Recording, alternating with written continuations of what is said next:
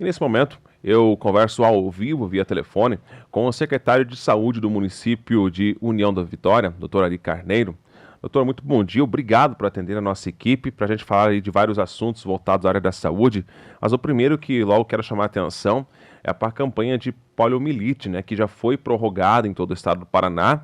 E União da Vitória me preocupa muito os números. Até a nossa última conversa, nem sequer a metade das crianças que deveriam tomar a vacina até então tinham tomado. E a meta a gente sabe que é de 95%, que é, então, que preconizada inclusive pelo Ministério da Saúde. Como está essa campanha de vacinação no município de União da Vitória, doutor? Bom dia. Muito bom dia, os ouvintes da Jovem Pan. Muito bom dia, Tiago. É realmente preocupante para todos nós que somos gestores da área de saúde, e especialmente aqui em União da Vitória, onde, apesar de todos os esforços das equipes, apesar de todos os esforços do meio de comunicação, fazendo com que as pessoas sejam sensibilizadas para que realize as vacinas, e especialmente a poliomielite, que era para ser terminada essa campanha no dia 30 de outubro, e ela foi prorrogada pelo Ministério da Saúde em função dos baixos índices de vacinação para essa faixa etária das crianças, ou seja, de 1 ano a 4 anos, 11 meses e 29 dias. E isso preocupa à medida em que você deixa a população fragilizada, exposta a, eventualmente, o retorno do vírus da poliomielite vir a agredir e atingir essas pessoas. O que ocorre? As pessoas muitas vezes esquecem, porque faz muitos anos, desde 1989, que não se tem nenhum caso mais confirmado de poliomielite no Brasil, elas não percebem da gravidade que é a doença propiciada pela poliomielite. A lesão que ocorre com os seres humanos que foram atingidos por ela e que são atingidos por ela. As pessoas que eventualmente perdem suas vidas com a poliomielite. E as simples gotinhas para as crianças fazem com que elas fiquem protegidas. E como você destacou, o município de União da Vitória, durante a campanha até o dia 30 de outubro, ficou índices em torno da metade daquilo que se preconiza pelo Ministério da Saúde, que seria de 95% da população alvo. Nós ficamos na faixa de 47 e alguma coisa por cento durante a campanha. Então a campanha foi prorrogada, os postos de saúde, as unidades básicas estão disponíveis para serem vacinados todos os dias. Inclusive, durante a campanha tivemos 2 unidades com horários estendidos durante o período noturno, mas infelizmente não conseguimos atingir a meta preconizada. Então nós conclamamos a toda a população, todos os pais, todos os tutores, todos os responsáveis por essas crianças, que, por favor, vão às unidades básicas de saúde e levem essas crianças a serem vacinadas.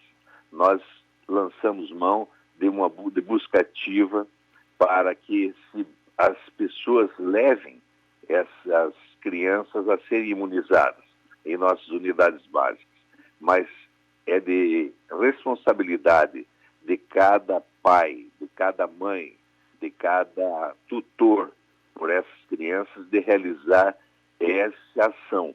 Então nós aguardamos, mas apesar de estarmos indo à busca ativa, porque é um problema de saúde pública e é um problema de, eventualmente, termos o retorno de mais uma patologia, principalmente no momento em que a sociedade está fragilizada, onde estamos transitando durante uma pandemia. Então, temos que vacinar e não podemos faltar com a nossa responsabilidade.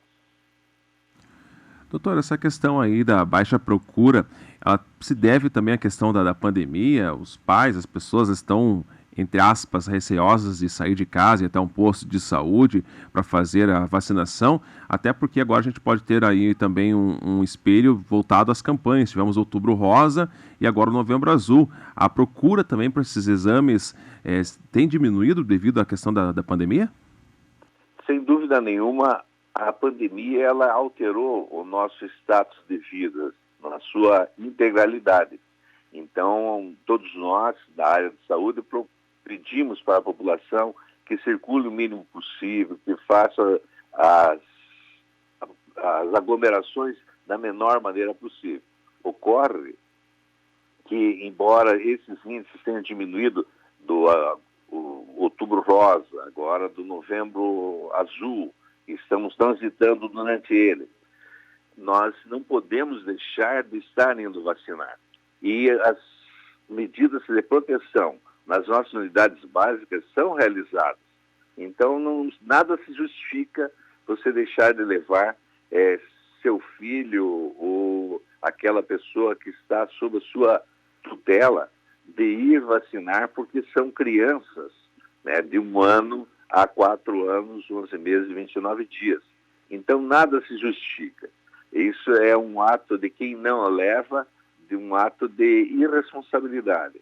E, acima de tudo, pelo meio legal, de uma ação em que pode ser desencadeado através do Ministério Público e das autoridades sanitárias, inclusive a pessoa responder a processo por não estar cumprindo com aquilo que se preconiza para a atividade de proteção sanitária à população. Doutor, falar um pouco sobre a questão agora da pandemia, dos casos de Covid-19. Claro que a condição ainda está mais tranquila se compararmos com outros períodos, desde o mês de março. União da Vitória, por exemplo, o último boletim, 5 casos ativos, mas a cidade vizinha de Porto União está com 21 casos ativos. A gente sabe, né, que esse vai e vem de pessoas entre os dois municípios é muito grande. A pergunta é se teve algum decreto, desde que foram lançados, se eles foram revogados ou se todos os decretos continuam vigentes ainda quanto ao uso de máscaras em espaços públicos, a questão de limite de pessoas dentro dos estabelecimentos, se esses decretos ainda estão vigorando e se está havendo fiscalização. Veja bem, a utilização de máscara, ele não foi revogado em momento nenhum. Ele é obrigatório no município de União da Vitória e no estado do Paraná. Então, não tem nenhuma revogação desta ordem. Também o distanciamento das pessoas, a evitar aglomerações, eles permanecem, assim como grandes eventos, assim como locais que eventualmente você pode ter a transmissibilidade aumentada do vírus. O que acontece é que nós observamos de que desde março foi um crescente do número de casos ativos e de contaminados no município de União da Vitória, atingindo o seu ápice no mês de julho, onde tivemos 167 contaminados durante o mês, e depois tivemos tendo um decréscimo, diminuindo. Não que não tenhamos, pelo contrário, ele continua. Nós tivemos no mês de agosto 68 casos, tivemos no mês de setembro 28 casos, tivemos no mês de outubro 23 casos, mas o que nós observamos, e é preocupante, é que nesta semana o número de suspeitos aumentou muito, mas muito mesmo. Isso é reflexo do final de semana do prolongado agora que tivemos semana passada. E temos, se por um lado temos 5 em condições de tratamento, nós temos 33 suspeitos que estão ativos, que podem serem ativos. Nós não sabemos o resultado. Esses resultados é do RT-PCR que vem do LACEN. E isso é importante as pessoas terem essa visão bem clara, bem como nós temos o contato e recebemos com todos os laboratórios das pessoas que fazem essas coletas particulares. Nós temos também um número aumentado de suspeitos e de ativos que estão sendo monitorados. Então, quando nós falamos que nós temos 2.415, ou tínhamos até ontem, 2.415 coletas de RT-PCR, RT-PCR é o RT-PCR coletado na UPA de União da Vitória. Isso que espelha efetivamente o nosso boletim. Então, nós temos os dados do boletim dos laboratórios particulares e a gente observa que é um número bem pequeno, é evidente, mas que ele existe. Então, essas pessoas também são monitoradas, também são orientadas. E nós temos que ter muita cautela, porque esse aumento desta semana nos preocupa muito, mas muito mesmo. Então, as pessoas, pelo que a gente observa, elas não têm se protegido da forma adequada como se deve, porque senão não teríamos um número de suspeitos tão alto que aumentou durante essa semana. Então, cabe aqui aquelas preocupações, aquelas orientações. Utilização de máscara, distanciamento, evitar aglomerações e as medidas de higienização das mãos, quer seja por sabão, sabonete, álcool em gel, elas são fundamentais para nós evitarmos a propagação do vírus. Doutor, falando sobre essa questão do vírus, lá na Europa já se fala muito sobre a segunda onda, inclusive alguns países europeus já tomando medidas mais restritivas quanto a essa questão. Aqui no Brasil, ou até mais regionalmente falando, o senhor acredita que essa segunda onda chegue ainda antes da vacina? Lembra que a vacina está prevista ainda para o primeiro trimestre do ano, né? Mas falar em data exata é meio difícil, mas o senhor acredita que essa segunda onda possa chegar no Brasil? A segunda onda nada mais é do que o mesmo vírus, ou ele até, de repente, com alteração, com mutação viral, em que a população não tem observado da forma rigorosa as medidas de proteção. Isso é a segunda onda, ou seja, você deixa voltar com grande intensidade a circulação do vírus por falta de proteção de quem? Do próprio ser humano, de ninguém mais. Então, se nós mantivermos atentos à proteção, a ter as medidas tomadas que a gente sempre preconiza e todo mundo bate na mesma tecla, as pessoas da imprensa, as pessoas que trabalham na área de saúde, você vai conseguir evitar com que essa segunda onda, que na verdade é uma sequência da própria, porque em momento nenhum nesses países deixou de ter casos, então você vai deixar de propagar esse vírus. O que ocorre é que na Europa, e como será para nós o ano que vem, eles começam a entrar nesse período agora de frio, de inverno. Logo, logo estarão entrando no inverno. E nós estamos entrando no verão. E, consequentemente, a transmissibilidade, à medida que as pessoas vão se aglutinando e não vão tomando os cuidados, automaticamente você aumenta o número. É como nós destacamos.